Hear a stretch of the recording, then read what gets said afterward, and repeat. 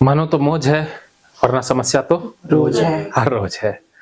तो आपका फिर से स्वागत है ट्रेनिंग में। अब हम बात करते हैं माइंड के स्ट्रक्चर की। माइंड, ये आपने बहुत बार बातें सुनी भी होंगी। ये सिगमंड फ्राइड ने एक डेफिनेशन दी थी। तो उन्होंने एक तो टोपोग्राफिकल मॉडल, ये साइकोलॉजी के स्टूडेंट ज्यादा समझ सकते हैं आप लोग, फिर भी आपको जो बेसिक जरूरत की चीजें वही बता रहा हूं। तो इसमें माइंड को हम 3 हिस्सों में बांटते हैं। कॉन्शियस माइंड, चेतन मन, सबकॉन्शियस जिसे अवचेतन बोलते हैं, और अनकॉन्शियस जिसे अचेतन बोलते हैं। लेकिन हम मोटे तौर पर 2 ही माइंड मानेंगे, एक चेतन मन, दूसरा अचेतन मन। तो ये चेतन मन ये है, ये चेतन, इसका महज 9% या 10% रोल मानते हैं, 10% होता है। बाकी 90 या 91% ये अचेतन होता है सारा, अचेतन। ठीक है, अचेतन। ये बातें तो आपको पता है। हिप्नोसिस में क्या होता है कि हमने इस रास्ते से ही आना होता है, चेतन रास्ते से ही अचेतन तक जाना है। जैसे आपने हाईवे पर जाना है तो पहले ये कच्चा रास्ता आएगा, फिर वो लिंक रोड आएगा, फिर थोड़ा सा और चौड़ा रोड आएगा, फिर जाएंगे ना। तो ऐसे ही है कि ये हाईवे है, इस हाईवे तक पहुंचने के लिए ये उबड़ खाबड़ रोड होते हैं जहां पर कुछ भी हो सकता है, उनको पार करना होता है, फिर ही हम हाईवे तक जाते हैं। तो यहां पर जाने के बाद आप गाड़ी कितनी भी भगा सकते हो, कोई दिक्कत नहीं है, कोई एक्सीडेंट का खतरा नहीं है। लेकिन यहां पर सब कुछ है, चेतन मन। तो हमने सामने वाले के चेतन मन को विश्वास में लेकर के, लालच दे करके, ये 2 ही चीजें हम यूज करेंगे। चेतन मन को अपने कब्जे में लेना है। जब चेतन मन मान जाएगा तो चेतन तक वो जाने देगा। जैसे ये पहरेदार है, ये सिक्योरिटी गार्ड है, ये अचेतन मन तक नहीं जाने देता ना चीजें, वो पहले ही रोक लेता है। जैसे आप किसी संस्था में जाते हो तो पहले ही वो चेकिंग करेगा कि तुम ठीक बंदे हो या नहीं हो, नहीं जाने देंगे। अगर लगे कि गड़बड़ बंदा है तो वो जाने देगा, शक हो गया तो रोक हाँ, शक होते ही रोक लेता है और कहता है जाओ, वापस जाओ, वापस जाने नहीं देगा। हाँ, वापस चले जाने देता है ये, वापस जाने देगा। हाँ, वो इसका मतलब ये क्या कि आपको अंदर नहीं जाने देगा, अर्थात अनकॉन्शियस माइंड तक जाने ही नहीं देगा, अचेतन मन तक। तो वहां तक नहीं जाओगे तो हिप्नोसिस काम ही नहीं करेगा है? तो इस पहरेदार को मनाना होता है, यही टेक्निक है, इसको मनाना। जा तो इसका ध्यान भटकाना होगा, जा दोस्त बनाना होगा। हाँ, तो दोस्त बना सकते हो। तो दोस्त बनाना अर्थात बिलीफ में लेना, विश्वास में लेना। दोस्त बनाना किसे कहते हैं? विश्वास में लेना। तो फिर आपको अंदर जाने देगा। जाए मैलम वालों की तरह लालच देना, हाँ, उसको लालच दो, ये पैसे देते हैं तेरे को, ये देते हैं, हाँ, तो जाने देगा ना, रिश्वत देना। तो अब तरीके है इसको मनाने के। तो अब यही है कि हमने बातों से इसको ही तो बाईपास करना है, इसको बाईपास करके यहां तक पहुंचना है। बस हिप्नोथेरेपी यहां पर काम करेगी। हर इंसान के चेतन मन के बाहर ये पहरेदार बैठा, हाँ, बैठा होता है, उसको तो मनाना है। हाँ, उसको मनाना है। बस उसको मना लिया तो आगे का काम बस फिर तो आसान है, फिर कोई दिक्कत ही नहीं है। विश्वास एक बार बन जाए फिर तो कोई दिक्कत ही नहीं है ना। जैसे आपने अपनी प्रेमिका का विश्वास जीत लिया, फिर तो सब कुछ हो जाता है। विश्वास जीतने में कितना समय लगता है। हाँ, तो वही है कि हम किसी से बात कर रहे हैं, किसी को हिप्नोटाइज करना चाहते हैं, तो उसके विश्वास को जीतने में ही समय लगता है, हिप्नोटाइज करने में समय नहीं लगता। ये टेक्निक फिर तो आप कुछ भी कहोगे वो मान लेगा, और जब तक इसको नहीं जीता तो आप कितना ही वो पेंडुलम घुमाते रहो, कुछ नहीं होने वाला। कुछ नहीं होने वाला। विश्वास जीतना होगा। हाँ, ठीक है। तो ये अचेतन मन का स्वरूप है, और इसके अंदर एक बार चले गए तो इसके बाद तो फिर पूरी दुनिया ओपन हो जाती है। उसके बाद हिप्नोथेरेपी भी काम करती है, बिलीफ चेंज करना, प्रोग्रामिंग चेंज करना, दर्द छुड़वाना, जो आगे जो होते हैं ना एप्लीकेशन, इसी के साथ जोड़ देते हैं, एप्लीकेशन ऑफ हिप्नोसिस। एप्लीकेशन मतलब किन रोगों को ठीक किया जा सकता है, तो जिसमें 2 रोगों की हम मुख्यतः बात करेंगे।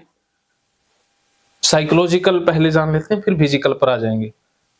तो साइकोलॉजिकल के 2 रोग, मुख्य रोग जो 2 ग्रुप में बांटा गया है, एक साइकोसिस और दूसरा न्यूरोसिस। साइकोसिस वो होते हैं जो केमिकल से पैदा होते हैं, अर्थात किसी को रोग हो गया, वो दिमाग के अंदर केमिकल इम्बैलेंस हो गया, कोई केमिकल ज्यादा हो गया, कोई कम हो गया, उसकी वजह से जो रोग पैदा होता है वो साइकोसिस कैटेगरी में आता है। और इसमें इंसान को पता ही नहीं होता कि वो बीमार है, उसको पता ही नहीं है कि वो बीमार है, वो मानने को भी तैयार नहीं होगा कि वो बीमार है। जैसे आप किसी को हिप्नोटाइज कर रहे हो कि तेरी ये प्रॉब्लम, वो कहेगा मेरे को ये प्रॉब्लम है ही नहीं, है ना। और हो जाए वो प्रॉब्लम है उसको, लेकिन उसको पता ही नहीं है कि है, उसको लगता है ना मैं तो ठीक हूं, सारे दूसरे बीमार हैं, मैं तो एकदम ठीक हूं, दूसरे बीमार हैं। वो ये पागल अपने आप को पागल नहीं मानता। हाँ, दूसरों को मानता है कि उनको ठीक करो बस, मैं तो ठीक ही हूं, उनको ठीक कर दो बस। पत्नी आके कहती है मैं तो बिल्कुल ठीक हूं, मेरे पति को ठीक कर दो बस। पति कहता है भाई मैं तो एकदम ज्ञानी धानी हूं, पत्नी में ही गड़बड़ है।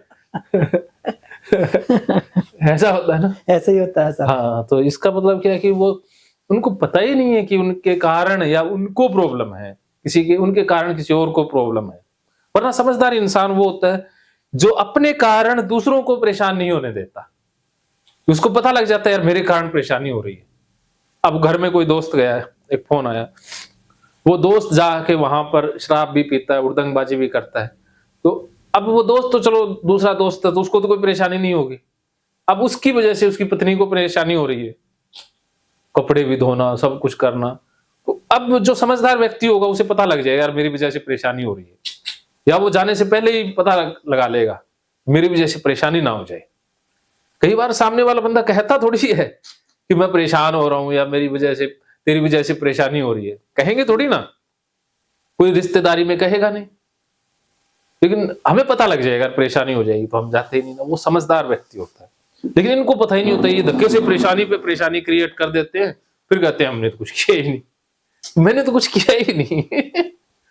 ये मतलब इनकी समझ या चेतना होती है कम होती है, ना समझी के बराबर होता है। जैसे एक स्वामी जी हैं, कितने चेतन व्यक्ति हैं, वो पहले ही सोच लेते हैं यार हमारी वजह से प्रॉब्लम ना हो। तो मेरे जैसा बंदा वहां, मैं सोचता हूँ यार प्रॉब्लम होगी, इससे अच्छा जाए ही ना, मैं कम ही जाता हूँ, मैं पहले ही सोच जाता हूँ ये चलो मेरी कमी हो सकती है यार, किसी के पास कितना टाइम है, सबके पास अपना अपना समय है, तो किसी का समय का मतलब हनन क्यों करें, कुठाराघात बोलते हैं। कि आप जैसे आपको शादी में जाना है, कहीं कुछ और करना है, कोई आके ही बैठ जाए, तो अब आप ना तो ये कह सकते भी जाओ, ना ये कह सकते भी मैं जाऊं, तो क्या करे। समझदार व्यक्ति समझ जाता है जी। लेकिन जो ये साइकोसिस वाले ये समझते ही नहीं है। तो ये चीजें, और ये ना दूसरों में कमियां ढूंढते हैं, उनको खुद की कमी का पता ही नहीं होता। ये साइकोसिस, इसमें जैसे स्किज़ोफ्रेनिया है, बहुत से ऐसे लोग आएंगे जो ये कहेंगे कि हमें परमात्मा दिखाई देता है, आवाजें सुनाई देती हैं, एल्यूजिनेशन एंड डेल्यूजिनेशन, कानों में आवाजें आ रही है, कोई दूर से कंट्रोल कर रहा है, या कुछ भी बोलने लग जाते हैं, चाइनीज बोलने लगे, कभी कुछ, कभी मारने लग जाएंगे, कभी चिल्लाने लग जाएंगे, कभी कपड़े फाड़ देंगे, कभी कपड़े खोल देंगे। तो उनको हिप्नोटाइज नहीं कर सकते क्योंकि वो सहयोग ही नहीं करेंगे, उनका खुद का माइंड कंट्रोल में नहीं। हाँ, तो इसमें यही है कि चेतन मन जब तक सहयोग नहीं करेगा तब तक आप हिप्नोटाइज नहीं कर सकते। इसको सहयोगी बनाना है, इसको दोस्त बनाना है।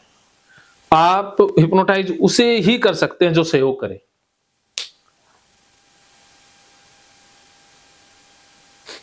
ठीक है, हाँ, तो जैसे बाइपोलर डिसऑर्डर होता है, उसमें इंसान को पता ही नहीं होता कि वो कभी डिप्रेशन में चला जाता है, कभी मेनिया में, कभी फिजूल खर्ची, और बहुत से पर्सनैलिटी डिसऑर्डर हैं उनमें भी ऐसा होता है। तो उन लोगों के साथ मत्था नहीं मारना होता। ठीक है, उसके बाद अब रह गए न्यूरोसिस। जो हमारी सोच से रिलेटेड होते हैं, हमारे विश्वास से रिलेटेड, जैसे गंदगी से रिलेटेड ओसीडी है, वो हमारे विचारों में है। जो बीमारी विचारों में हो उसको आप हिप्नोटाइज करके ठीक कर सकते हैं।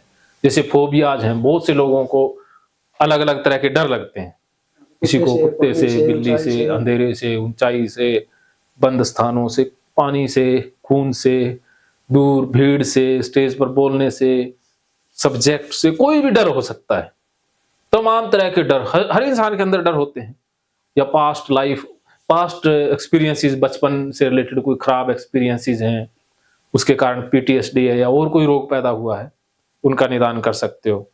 चिंता आधारित जितने भी रोग हैं, उनको डिटेल में जाने की जरूरत नहीं, चिंता आधारित, चिंता के कारण पैदा हुए, उसके सोचने से पैदा हुए, उनको आप ठीक कर सकते हो। इसके अलावा सेक्सुअल प्रॉब्लम्स होती हैं जितनी भी प्रकार की, उनको हिप्नोटाइज करके बहुत आसानी से ठीक किया जा सकता है। इसके अलावा जो कन्वर्जन डिसऑर्डर हैं, कन्वर्जन डिसऑर्डर जैसे किसी के पेट में दिक्कत है, कमर में दिक्कत है, लेकिन टेस्टों में कुछ भी नहीं आ रहा है, नॉर्मल है सारी, ऐसा आम ही हम सुनते हैं सर। हाँ, कोई भी जाता है, हाँ, वो बोलता है टेस्ट सारे ठीक निकले, किसी कोई प्रॉब्लम नहीं है, मैं फिर भी बीमार हूं। हाँ, तो वो उसका साइकोलॉजिकल है ओसीडी ना, ओसीडी नहीं कहेंगे उसको। ओसीडी का एक रूप होता है, इसको हाइपोकोंड्रियासिस बोल सकते हैं, रोग भरम। बीमार तो है ना वो, हाँ, बीमार तो है, लेकिन हाइपोकोंड्रियासिस टेस्ट में कुछ नहीं आ रहा है, बीमार तो है ना। इसमें दो चीजें होती है, एक तो होता है उसको शक रहता है कि उसको बीमारी तो है लेकिन पकड़ में नहीं आ रही, एक होता है उसको बीमारी हो जाएगी, है नहीं हो जाएगी, तो ये ओसीडी में आता है, जिसे कहते हैं इलनेस एंजाइटी डिसऑर्डर, बीमारी होने का डर। ये अलग अलग चीजें होती है, ठीक है। इन रोगों पर हिप्नोसिस काम करता है। बहुत से रोग हैं जिन पर हिप्नोसिस काम करेगा, बहुत से रोग ऐसे हैं जिन पर काम नहीं करेगा। और जो साइकिक हीलिंग है वो एडवांस में सीखेंगे कि जो शारीरिक रोग हैं, जैसे बहुत से ऐसे रोग होते हैं शारीरिक रोग जिनमें इंप्रूवमेंट कम आ रही है, वो बिलीफ पर रिलेटेड है कि मैं ठीक नहीं हो पाऊंगा। अब किसी बंदे को लगता है मैं ठीक ही नहीं हो पाऊंगा, मैं कभी चल ही नहीं पाऊंगा, मैं वो नहीं कर पाऊंगा, वो सोच के कारण ज्यादा परेशान है ना, तो उनकी सोच बदल के वो रोग भी ठीक हो जाता है। तो आप मन को मजबूत कर दो, शरीर अपने आप मजबूत हो जाएगा। जितने भी शारीरिक रोग हैं उनमें कम ज्यादा फायदा सब में पहुंचाया जा सकता है, किसी में कम तो किसी में ज्यादा। हाँ, रिकवरी सब में आएगी, लेकिन किसी में कम आएगी, किसी में ज्यादा आएगी। हाँ, तो शारीरिक रोगों में इसका ज्यादा योगदान रहता है, ठीक है। तो ये एप्लीकेशन होगी कि जहां पर इसका हम प्रयोग करेंगे। तो ये आगे की बात होगी। तो अब तक आपके कोई मन में सवाल, फिर हम सजेस्टेबिलिटी की तरफ चलेंगे। आपके मन में कोई भी सवाल, कुछ भी यहां तक? हाँ जी भावना जी, हाँ जी, कोई सवाल नहीं? चलो एक टॉपिक और कर लेते हैं, वो फिर ब्रेक लेंगे।